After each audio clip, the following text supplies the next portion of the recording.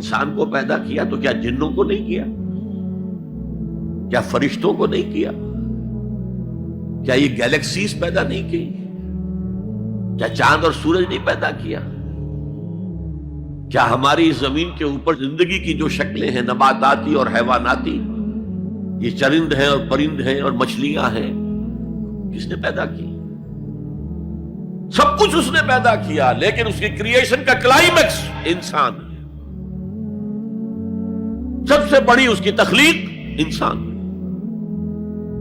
جو مسجود ملائک بن گیا۔ فسجد الملائکۃ کلھم اجمعون، کس قدر تاکید ہے، سجدے میں گر گئے تمام فرشتے، کل کے کل فرشتے جمع ہو کر 3 مرتبہ۔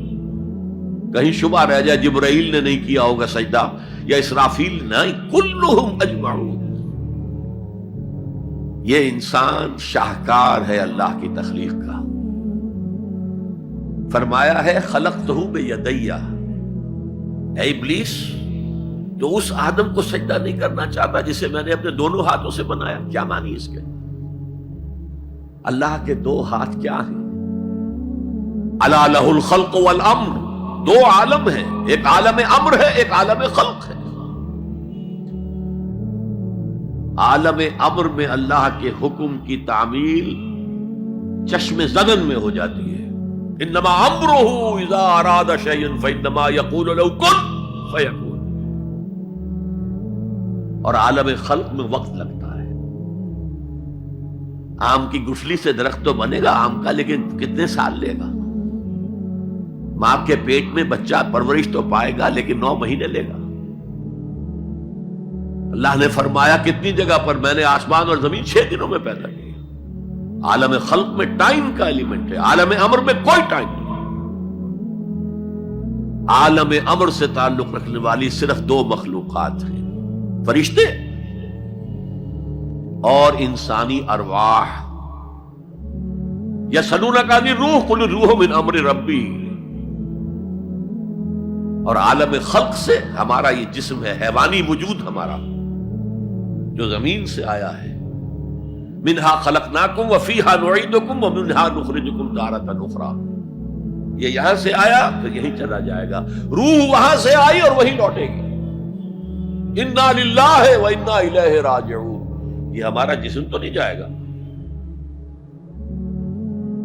الرحمن علم القرآن خلق الانسان علمہ البیان۔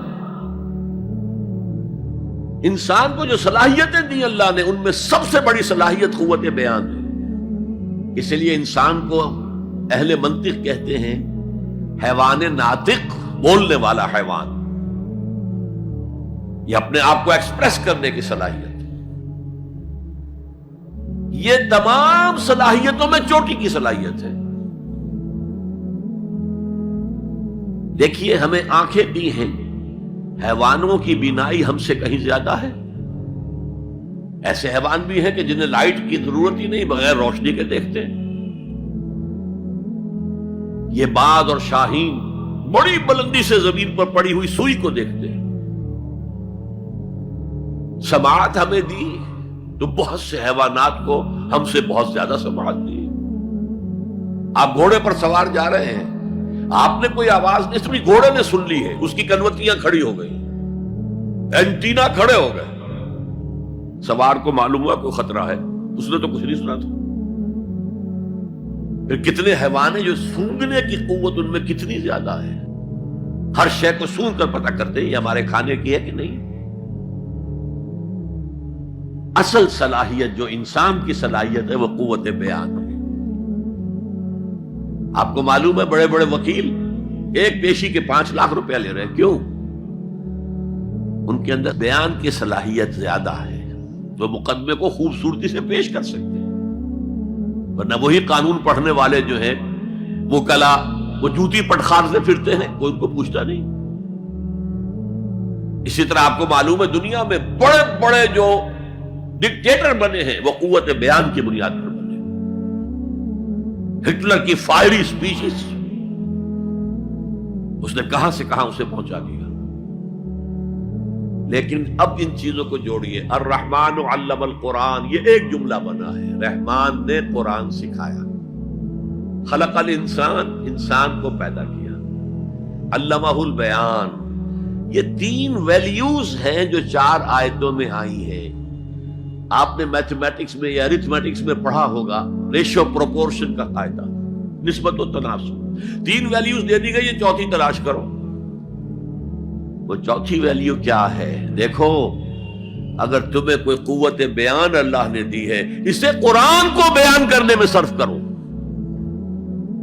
جیسے ہم کہتے ہیں کہ توپ سے مکھی نہیں ماری جاتی. توپ جتنی بڑی شے ہے وہ مکھی مارنے کے لیے تو استعمال نہیں ہوتی. تمہیں اللہ نے قوت بیان دی ہے، اسے صرف پیسے کمانے کے لیے استعمال نہ کرو، اسے لیڈری چمکانے کے لیے استعمال نہ کرو. اس قوت بیان کو اس قرآن کے بیان کرنے میں استعمال کرو.